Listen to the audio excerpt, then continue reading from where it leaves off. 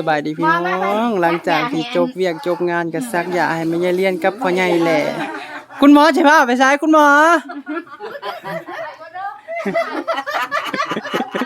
คุณหมอมาซักยาให้พ่อใหญ่แหละบ่คนไข้โทรนำว่าซ่านพี่น้องเอ้ยเป็นได้อันอาจารย์มื้อนี้งานมื้อนี้โอ้ยม่วนอยู่บ่ราบรื่นไปด้วยดีเนาะราบรื่นไปด้วยดีสำเร็จคนก็บ่ได้ตกเลย เดี๋ยวนี้กำลังมืดมาเดี๋ยวนี้เนี่ยใส่เด็กๆไปหาเก็บผ้าอยู่เดี๋ยวฝนสิห้ามอีกเดี๋ยวอันผ้าเพิ่นสิเป็นสารแล้วเพิ่นสิหายเนาะแฟบเขาก็ซื้อมาเลยพี่น้องเอ้ยแฟบที่จะไปซักให้เด็กๆในนี่แหละเด็กจิ๋วคุณเด็กเด็กกุ้งเอ้ยเด็กกุ้งกินยังมื้อนี้กินห่านอุ้ยคือกินแม่นบ่ได้กินอยู่เขาเว้าอันนั้นกินสิกินห่านกันเพิ่นว่าค่าจ้างซักผ้าหื้อผ้าไปเด้อผู้ใดอยากนั่งคำค้างน่ะแต่เก้าก็ยังไปผูกบัดนี้ก็ต้องไปแก้ได้ได้รวดแล้วแก้ฮะผูกก็ต้องไปแก้นะจ๊ะอยากได้รวดมั่วบ่เอาไปสะจิ้วไปเด็กๆไปลูกสบายดีพี่น้องเอ้ยไปฮื้อผาบัดนี่ล่ะไปผูกแล้วเลยให้ฮื้อไปพี่น้องเอ้ยเอาสอบบ่ไปใส่ทุกคนไปเก็บผักกันแล้วก็ขอบคุณสำหรับทุกคนที่เข้ามารับชมแล้วเข้ามาเป็นกำลังใจให้บ่าวเอื้อแล้วก็ทีมงานหลายๆคนเนาะพี่น้องเนาะมื้อนี้ก็งานของเฮาก็ผ่านพ้นไปด้วยดีแต่ว่าเดี๋ยวสิออกไปสัมภาษณ์ทางเจนาวเพิ่นอยู่แต่ว่ามื้อนี้ก็ขออนุญาตทำความสะอาดซะก่อนแล้วก็สิพาลงไปเบิ่งทางด้านศาลาแล้วก็หลายๆอย่างที่อยู่ในวัดเนาะที่งานเฮามื้อนี้เพราะว่าบ่เอื้อบ่มีเวลาถ่ายให้เห็นเบิดเลยแต่ว่าบัดนี้ก็ว่างแน่เลยล่ะพี่น้องกินข้าวกินน้ำแน่ด้วยก็เลยสิพาลงไปเบิ่งอื่นจะพากันเก็บผาซะก่อนนะพี่น้องเนาะแล้วก็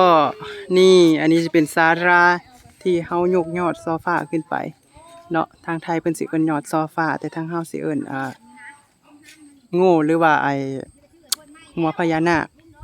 โปเดี๋ยวสิซูมให้เบิ่งเนาะพี่น้องเนาะเบิ่งดูนี่คือว่าเป็นอันนี้เนาะ1 2ที่ว่าโยกขึ้นไปเนาะพี่น้องเนาะนี่แล้วก็สิลงไปเบิ่งทั้งวัดอีกเดี๋ยวไปเบิ่งกระจอดกันโอ้โหทีมงานคอยเด็กๆกลับมาจากโรงเรียนแล้วเลิกโรงเรียนกันแล้วจอนเขามาซื้อของร้านเจ้าแต่เบิ่งไม่ง่ายครับเป็นได้ไม่ง่ายคือว่าแล้วโลดมันดำมันบอกสายนี่มันเข้าขี้เมียงนี่มันดำโอ้ยตายแล้วซะบัดที่ได้ชื่อแทนเพิ่นบัดนี้ตายลูกทำบ้านทั้งหลายลูกชายซักบ่ออกนี่แหละที่ได้ซื้อขาให้เพิ่นไหม้ลวดมันแดงบ่มันแดงโอ้ตายแล้วจุ้งไอ้ไฮเตอร์อยู่ไสมีคืมอยู่ปาดเจ้าไปสิไปโอ้ยตายแล้ว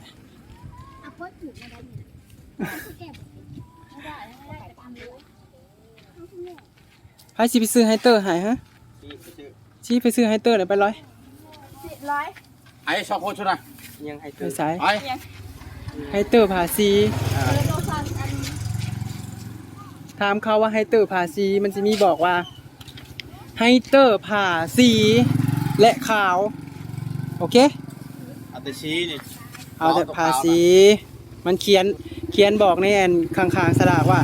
ไฮเตอร์ภาษีและผ่าขาวไป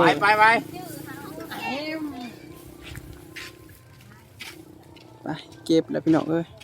เดี๋ยวสิถ่ายให้เบิ่งทางด้านลุ่มเนาะ สัมภาษณ์ดิผู้บ่าวน้อยเนี่ยฮะบอกผู้บ่าวน้อยได้จักแสน ดีแน่ลูกสบายดี ได้จักแสนได้จักแสนเออ เด้เลยมูเราอยู่เว้า ไปดิปะลุงเพิ่นว่าต้อมตกได้ต้อมได้จักพันฮะ ทางลุงเว้านะ ได้จักพันฮะบ่ฮู้หักเต็มกำแม่นบ่โอ้หมู่อ้ำบ่ได้จ้อยหลานไม่ไงแหละ สบายดีไหมลูกสบายดีบ่ให้แน่นกเลยมูมันก็ยังนกบ่ เฮ็ดเป็นบ่เฮ็ดบ่เป็นเด็กๆโอเคพี่น้องเอาเงินให้เด็กๆไปซื้อให้เตอก่อนสิซักออกบ่ออกได้นี่บ่ได้กดกันสั่นเด้อพี่น้องอาจสิสั่นเล็กๆน้อยๆโอ้เอามันใหญ่สงสัยสิเป็นของเจ้าเบิดนั่นล่ะลวดนะมันดำไปเบิ่งทางด้านพี่น้องใส่เด็กๆไปซื้อเปิดแล้วละเพลงตืดบ่เป็นหยังดอก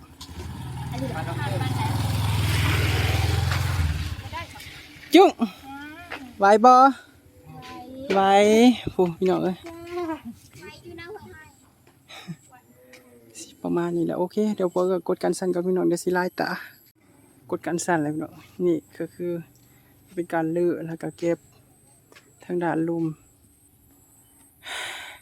อันนี้ก็เป็นทีมงานของข่อยก็คือเปรียบเสมือนญาติ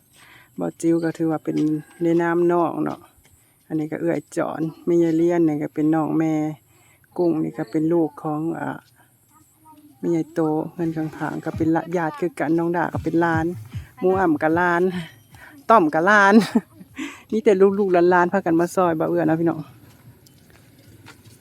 ไปสิพาลงไปเบิ่งทางด้านผานิดนึงเนาะพี่น้องเนาะ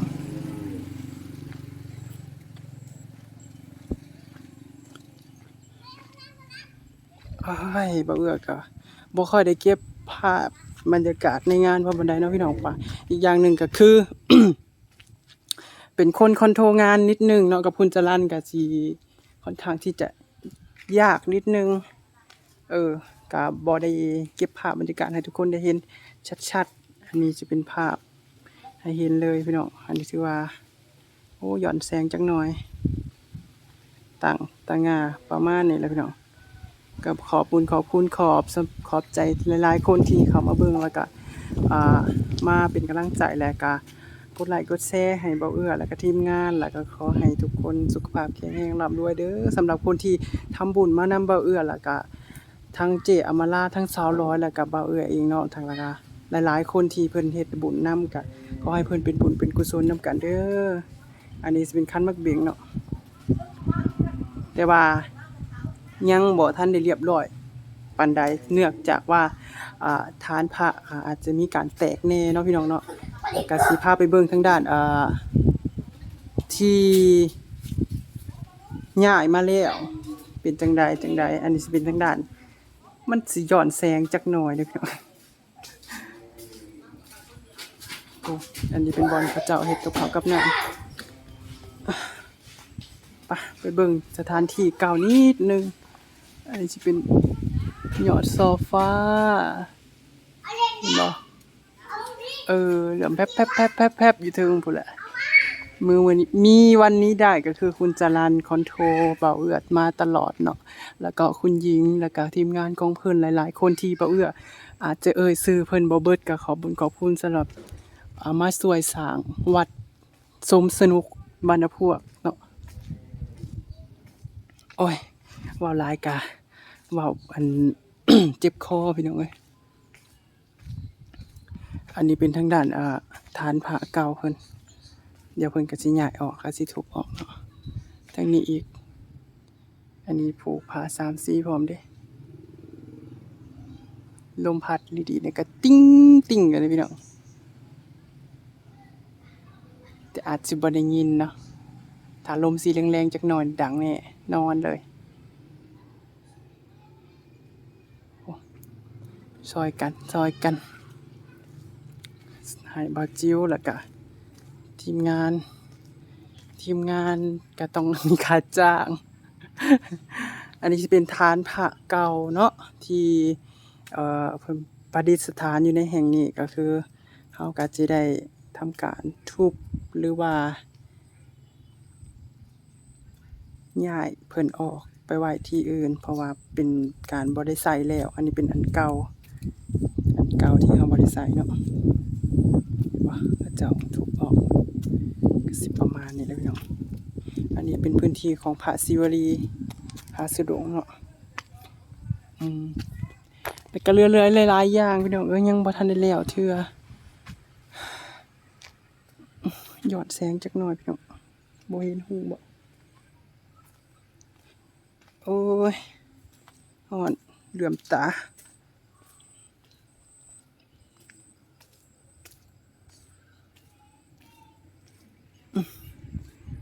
งานก็สิประมาณนี้แหละพี่น้องบ่ค่อยได้เก็บภาพปานใดเพราะว่าคอนโทรลงานนิดนึงพี่น้องตรงนี้สิเป็น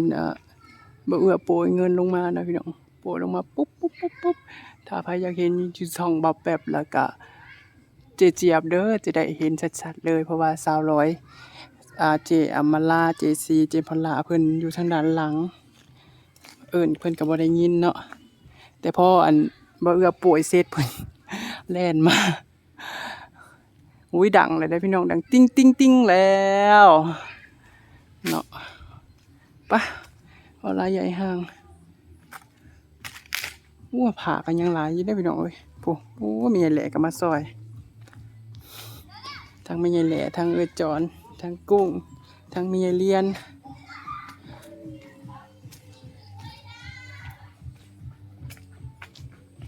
เอาไปซักเพราะว่ามันโดนฝนเดี๋ยวมันจะ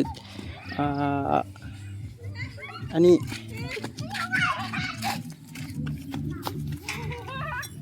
เดี๋ยว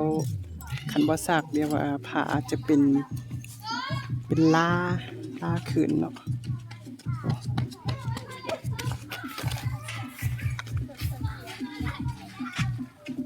เฮ้ยน้องดะ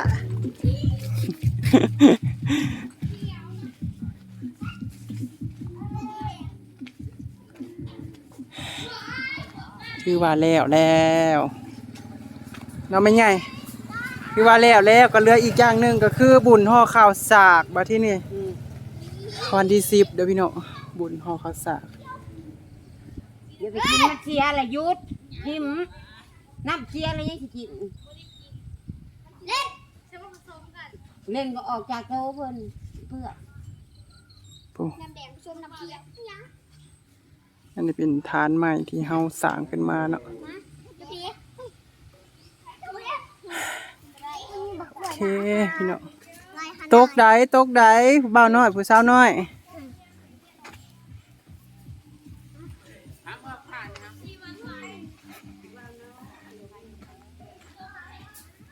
เป็นได้จิ้วให้หนูพามาเนี่ยหนูเอาผ้ามาเนี่ยหนูเอามีดมาเนี่ยหนู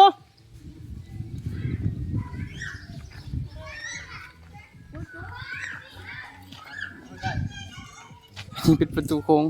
ที่บ่เอื้อเฮ็ดเอาพี่น้องโซลาร์เซลล์มี1 2 3 4มี4-5 ดวงนะพี่น้อง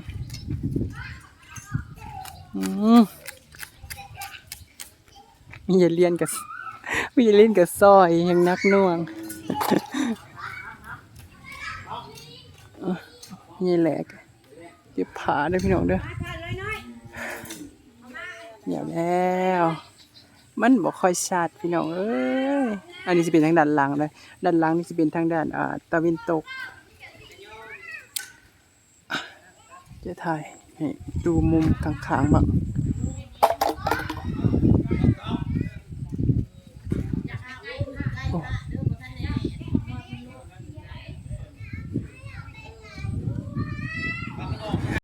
ทุกคนเสร็จแล้วประมาณนี้ทางด้านหลังเนาะคือตะเวนขึ้นสิขึ้นทางด้านปูนอันนี้จะเป็นที่เฮายกขึ้นไปจะมี2 ขางเนาะอันนี้จะเป็นทางด้านตะเวนตก อันนี้ก็คือเป็นการย้ายพระจากจุดเก่าก็คือตรงนี้เนาะตรงนี้จะเป็นข้างๆโบสถ์ที่บ่เอื้อไปถ่ายเมื่อกี้นี่ก็ย้ายมาจากตรงนั้นมาขึ้นฐานใหม่ตรงนี้นั่นเองโอเคพี่น้องเดี๋ยวเมื่อเบิ่งภาพบรรยากาศอยู่ในเฮือนก่อนแล้วกันนะพี่น้องเก็บผ้าเก็บพรก่อนโอเคพี่น้องคลิปนี้เบิ่งไปเขาเก็บภาพบรรยากาศเก็บผ้าแล้วก็รีวิวยอดโซฟาเลยว่าข่าวของที่อยู่ในวัดเนาะเก็บข้าวเก็บของหรือว่าเกี่ยวกับงานไว้สำนีก่อนแล้วกันนะพี่น้องเนาะคลิปนี้ก็ไปแล้วเด้อสบายดีพี่น้อง สบายดีพี่น้องเอ้ย ทีมงานของข่อย เป็นได้พ่อใหญ่จิ้วเมื่อยบ่ สบายดี เป็นได้พ่อใหญ่จิ้วเมื่อยบ่